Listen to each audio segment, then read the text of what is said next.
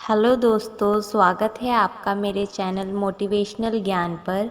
आज की कहानी है सज़ा से बड़ा ज्ञान होता है। एक आश्रम में संत रहते थे जो बच्चों को शिक्षा देने का काम करते और दूर दूर से बच्चे जाकर संत से शिक्षा सीखा करते थे। एक दिन उनके आश्रम में एक नया शिष्य आया। शिष्य का स्वागत संत अच्छे से करते और उसका परिचय बाकी शिष्यों से करवाते हैं। नए शिष्य को चोरी करने की आदत थी। वो चोरी करने की भावना से आश्रम में रहने लग जाता है और जब भी उसे मौका मिलता है वो बाकी शिष्यों का सामान चोरी करता है। वहीं एक दिन कुछ शिष्य उसे चोरी करते हुए पकड़ लेते हैं और फौरन संत के पास ले जाते हैं। संत को शिष्य बताते हैं कि किस तरह से वह उसका सामान चोरी कर रहा था। शिष्यों की बात सुनने के बाद चोरी करने वाले लड़के को संत कुछ नहीं कहते हैं और सभी शिष्यों को वापस भेज देते हैं। संत ने चोरी करने वाले उस लड़के को कुछ न कहे जाने पर हर कोई हैरान हो जाता है।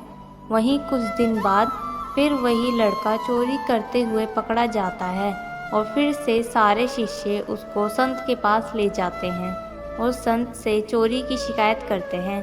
संत एक बार फिर उसको कुछ नहीं कहते हैं और ऐसे ही छोड़ देते हैं। संत द्वारा चोरी करने वाले लड़के को आश्रम से ना निकाला जाने पर बाकी सभी शिष्य नाराज हो जाते हैं और अपनी नाराज़गी संत से जाहिर करते हैं। तब संत शिष्यों को समझाते हैं कि लड़का इस आश्रम में नया है और बुरी आदत में फंसा हुआ है। इंसान को आदतों को बदलने में समय लगता है। इससे पहले ये जहाँ रहता था वहाँ से इसने चोरी करना सीखा है।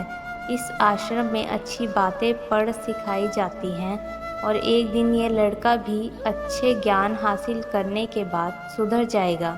अगर मैं उसको आश्रम से निकाल दूँगा तो वो लड़का चोरी करना नहीं छोड़ेगा और कहीं और जाकर चोरी करने लग जाएगा।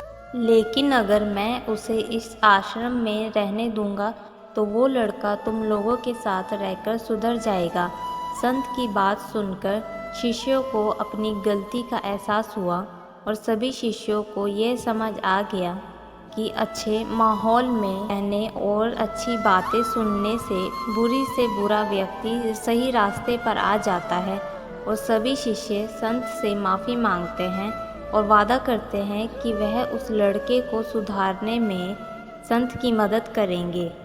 जिन लोगों के अंदर बुरी आदतें होती हैं तो उनको सज़ा नहीं बल्कि उन्हें सज़ा देने की बजाय अच्छा ज्ञान देना चाहिए ताकि वो सुधर जाएं और अपनी बुरी आदत को छोड़कर एक बेहतर इंसान बन जाएं।